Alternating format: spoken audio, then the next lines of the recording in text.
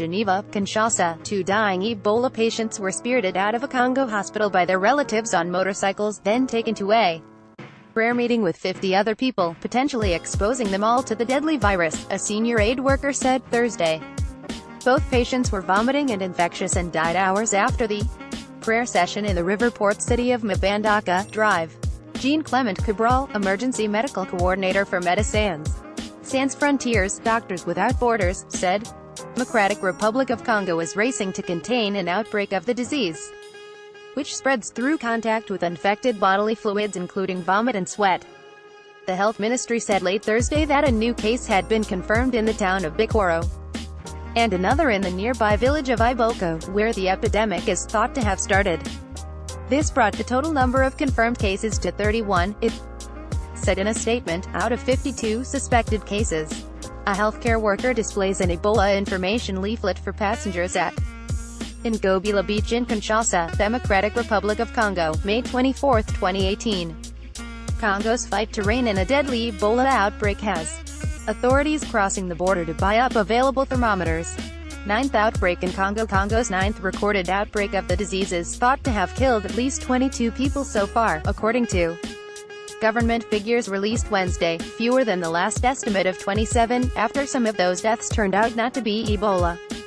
The escape was organized by the families with 6 motorcycles as the patients were very ill and couldn't walk, Cabral told a news briefing in Geneva after returning from the affected region. They were taken to a prayer room with 50 people to pray.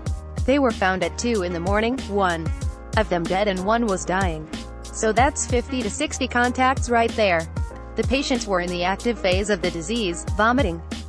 The patients got out of the isolation ward Monday. Earlier reports did not give details of the escape or where they went afterward. A third patient who left the ward survived. Health officials started trying to trace the motorcycle drivers and other people who came into contact with the patients as soon as the escape was reported. Drive.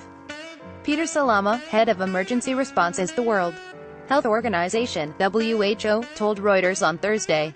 From the moment that they escaped, the health ministry, WHO and partners have been following very closely every contact, he said.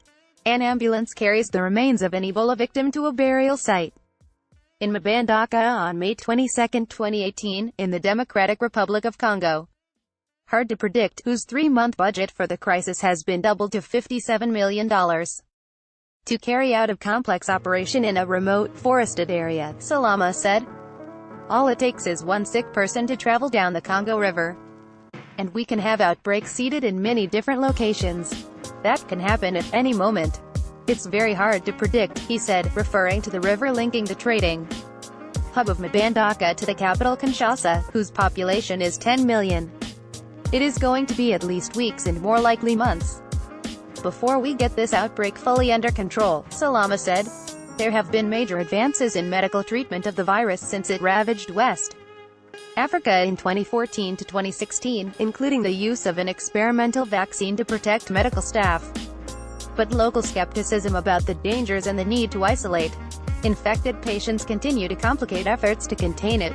In past outbreaks, mourning relatives have caught the hemorrhagic disease by touching the highly contagious bodies of dead loved ones, sometimes by laying hands on them to say goodbye.